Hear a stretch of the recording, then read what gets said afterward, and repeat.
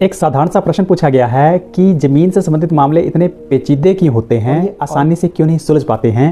तो देखिए, ये जो प्रश्न है ये काफ़ी एक टिपिकल सा प्रश्न है, लेकिन एक सीधी सी बात है कि ये जो ज़मीन से संबंधित मामले हैं ये पेचीदा तो हैं, लेकिन इसके पीछे इसका एक महत्वपूर्ण कारण ये है जागरूकता का अभाव।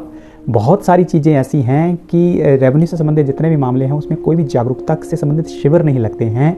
लोग बात तो करना चाहते हैं लेकिन खुलकर बता नहीं पाते हैं। इसके साथ साथ थोड़ा सा लैक ऑफ कम्युनिकेशन जो है वो अधिकारियों की तरफ से भी है और गवर्नमेंट की तरफ से भी है, क्योंकि जब भी कोई इंसान अपना कोई दुखड़ा सुनाना चाहता है या कोई चीज़ पूछना चाहता है तो शायद उसको सही जवाब नहीं मिल पाता है। तो ये सारी चीज़ें हैं। इसके साथ साथ ये जितना भी रिकॉर्ड होता है ये पहले उर्दू में हुआ करता था, तो ज़्यादातर जितने भी लैंग्वेजेस के कारण इशू आते हैं जिसमें आम इंसान जो है वो उन सारे कागज़ों को नहीं पढ़ पाता है। इसके साथ एक और बहुत बड़ी चीज़ ये है कि ये जो लड़ाई झगड़े हैं ये दिन प्रतिदिन जो पनपते हैं, इसका मुख्य कारण ये है कि अधिकतर जो लैंड है वो जॉइंट लैंड है और उसमें कोई भी हिस्सेदार जो है वो ये इनिशिएटिव नहीं लेना चाहता है कि वो उस लैंड को जो है वो बंटवाए, क्योंकि ना कोई खर्चे में पड़ना चाहता है ना कानूनी इन पचड़ों में पड़ना चाहता है, क्योंकि उसको ऐसा लगता है कि मैं ही क्यों करूं, जबकि किसी ना किसी को तो पहल करनी पड़ेगी। जब उन सब चीज़ों में पहल करेंगे तो जाहिर सी बात है ये जितने भी मामले हैं ये धीरे धीरे सुलझेंगे, क्योंकि उन सब चीज़ों को सुलझने में समय लग जाता है।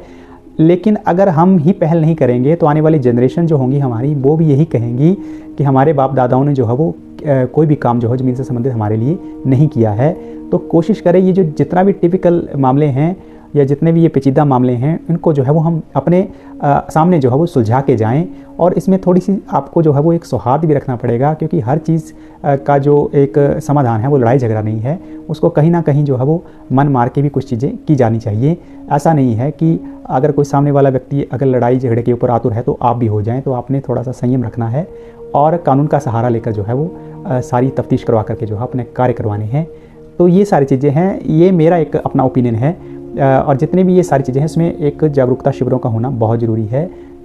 मेरे जैसे कुछ लोग हैं जो कोशिश कर रहे हैं जितने भी रेवेन्यू से संबंधित टर्म्स हैं उनको कैमरे के सामने बताने की, ताकि धीरे धीरे ये जितना भी लैक ऑफ कम्युनिकेशन है इसका जो है वो कहीं ना कहीं अंतर जो है वो कम हो और धीरे धीरे लोगों को समझ आ सके कि किन शब्दों के क्या मायने हैं और कौन सी प्रक्रिया ज़मीन से संबंधित जो हो कैसे की जानी है। ये सारी चीज़ें हैं। बाकी आपका इससे संबंधित अन्य कोई प्रश्न या सुझाव होगा तो कमेंट बॉक्स में जरूर बताएं। बाकी मिलता हूँ अगले वीडियो में नई जानकारी लेकर। तब तक जय हिंद, जय भारत, जय हिमाचल।